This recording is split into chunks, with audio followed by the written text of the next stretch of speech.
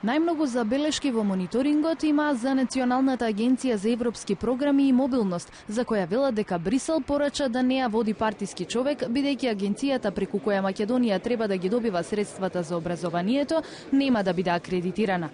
Тие велат дека организацијата Младински форум ОКО е корисник на грант токму преку оваа агенција, а лице за контакт на ОКО е токму директорот на агенцијата Нелковски, кој е член на Унијата на млади сили на ВМРО од ДПМНЕ.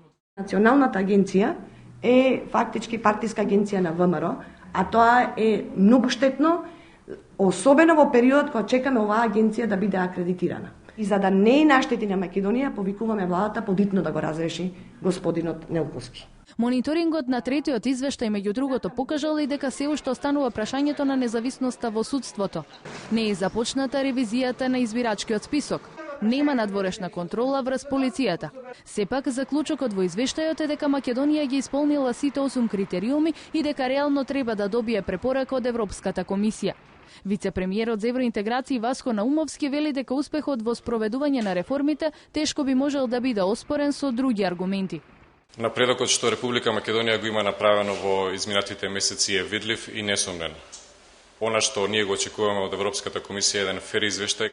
Амбасадорот Ерван Фуере денеска изјави дека Европската комисија ќе треба со аргументи да го убеди Советот на министри дали земјата заслужува датум за преговори.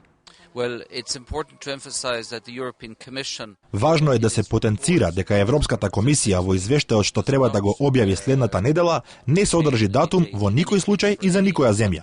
Европската комисија има одговорност да одреди дали врз основа на доказите има доволно аргументи да ги убеди земите членки дека сега е вистинското време да одредат датум. Извештајот на Европската комисија треба да биде обелоденет на 14 октомври.